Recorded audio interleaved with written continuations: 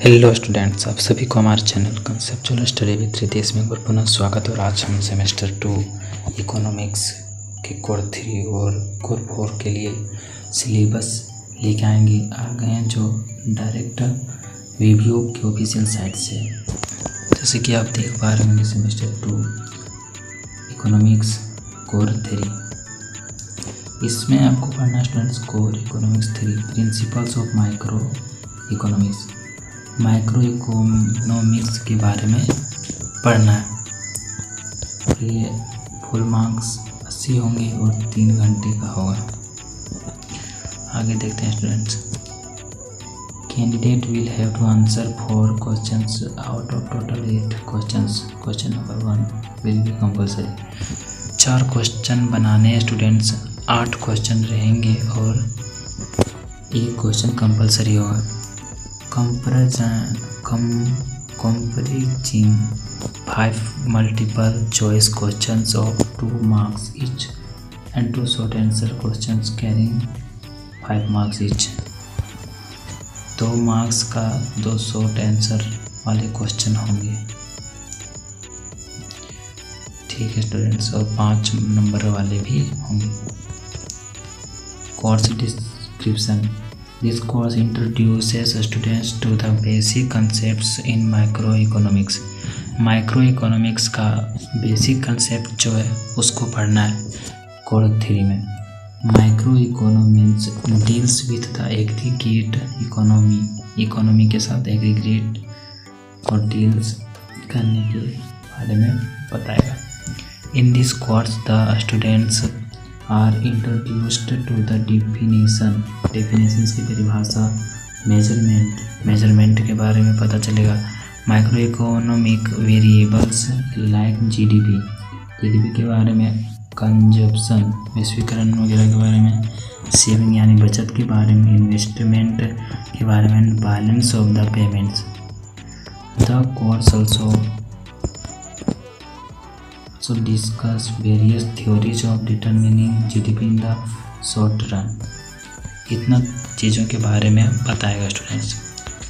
तो पहला है इंट्रोडक्शन, रहेगा। फिर सेकेंड, कोर 3 के अंदर ही इतना भाग है।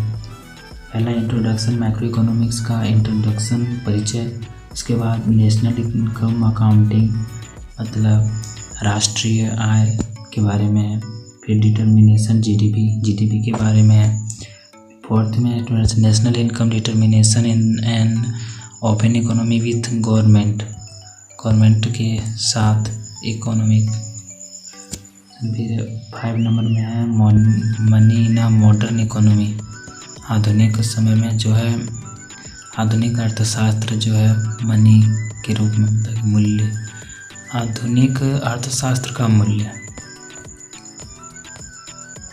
तो इतना यहाँ लिखा हुआ स्टूडेंट्स, क्या क्या पढ़ने हैं इसके लिए, कौन कौन से बुक पढ़ने हैं, तो देख लीजिएगा। फिर कोर 4 स्टूडेंट्स, इसमें ओनली इंडियन इकोनॉमिक्स पढ़ना है, भारतीय अर्थशास्त्र, अर्थव्यवस्था। ये भी फुल मार्क्स 80 है स्टूडेंट्स, टाइम 3 घंटे का होगा। कैंडिडेट विल हैव 4 क्वेश्चंस, यहाँ पे वही है, 4 क्वेश्चन रहेंगे जिसमें से 1 कंपलसरी। इसमें यूनिट 1 में students structure of Indian economy, जो बनावट है भारतीय अर्थव्यवस्था का, उसके बारे में पढ़ना है।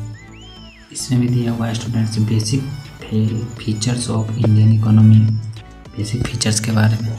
Natural resources, land, water and forest resources. फिर students broad demographic features, population size structure, characteristics, change in population, rural urban migration, occupational distribution, problem of overpopulation, population policy। Unit 2 में पढ़ना students problems and planning in India, क्या समस्याएं हैं और इसके क्या plan हैं। पॉवर्टी एंड इनइक्वालिटी के लिए क्या है, प्रॉब्लम ऑफ एम्प्लॉयमेंट के लिए क्या है, प्रॉब्लम ऑफ रीजिंग प्राइसेस के लिए क्या है, और objectives, strategy, achievements and failures of planning in India, analysis of current 5 years plan, इनके बारे में पढ़ना है।